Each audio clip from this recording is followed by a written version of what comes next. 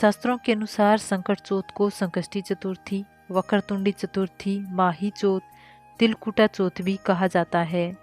इस व्रत को महिलाएं संतान की दीर्घायु और सुखी जीवन के लिए रखती है।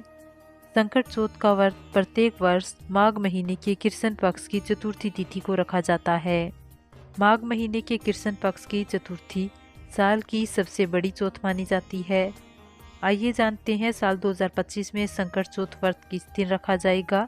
पूजा का शुभ मुहूर्त, चंद्रोदय का समय, पूजा विधि, महत्व और जानते हैं संकट चौथ व्रत कथा क्या है। साल 2025 में संकट चौथ या तिल चौथ का व्रत 17 जनवरी शुक्रवार को रखा जाएगा। चतुर्थी तिथि शुरू होगी 17 जनवरी की प्रातःकाल 4:06 पर। चतुर्थी तिथि समाप्त होगी 18 जनवरी की प्रातःकाल 5:30 पर। चंद्रोदय का समय रहेगा 17 जनवरी की रात्रि 9:09 पर। संकट चौथ के दिन प्रातःकाल स्नान के बाद व्रत का संकल्प लेकर संतान की दीर्घायु व सुखी जीवन के लिए निर्जल व्रत रखना चाहिए। इस दिन गणेश जी का पूजन किया जाता है। पूजा के लिए सबसे पहले एक चौक पर मिट्टी से बनी गणेश जी की प्रतिमा स्थापित कर प्रतिमा का श्रृंगार करें और प्रतिमा को रोली, अक्षत, दुर्वा, पान, सुपारी, धूप, दीप अर्पित करें। इसके बाद गणेश जी के मंत्र ओम गण गणपते नमः का जाप करें। तिल तथा गुड़ के बने लड्डू भोग लगाएं। अंत में व्रत कथा पढ़कर आरती करें और रात्रि में चंद्रमा को अर्घ्य देकर व्रत का पारण करना चाहिए। संकट चौथ यानी कि संकटों को दूर करने वाली चतुर्थी।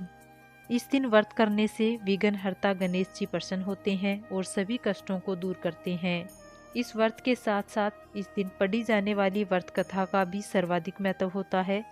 इस कथा का पाठ करने के बाद ही व्रत पूर्ण माना जाता है। संकट चौथ व्रत के प्रभाव से महिलाओं को संतान की दीर्घायु का वरदान प्राप्त होता है। संकट चौथ व्रत कथा इस प्रकार से है। एक प्रचलित कथा के अनुसार एक बार विपदा में पड़े देवता भगवान शिव के पास अपनी समस्या के निवारण के लिए गए। तब भगवान शिव ने अपने दोनों पुत्रों से पूछा कि तुम दोनों में से वो कौन वीर है जो देवताओं के कष्टों का निवारण करेगा। तब कार्तिकेय जी ने शिवम को देवों का सेनापति प्रमाणित करते हुए देव रक्षा का अधिकार सिद्ध किया। भगवान शिव ने गणेश जी की इच्छा पूछी तो उन्होंने कहा कि मैं बिना सेनापति बने ही इनके संकट दूर कर सकता हूँ। इस पर महादेव ने दोनों को पृथ्वी की परिक्रमा करने को कहा और कहा कि जो पहले परिक्रमा पूरी करेगा वही वीर घोषित किया जाएगा। यह सुन कार्तिकेय पृथ्वी की परिक्रमा के लिए निकल गए, लेकिन गणेश जी ने अपने माता पिता की 7 परिक्रमा करते हुए कहा कि इनमें ही समस्त तीर्थ निहित है। गणेश जी की बात से सभी नतमस्तक हो गए और महादेव ने उनकी प्रशंसा करते हुए उन्हें आशीर्वाद दिया कि प्रत्येक कार्य से पहले तुम्हारी पूजा होगी। इसके बाद पिता की आज्ञा से गणेश जी ने देवताओं के संकटों को भी दूर किया।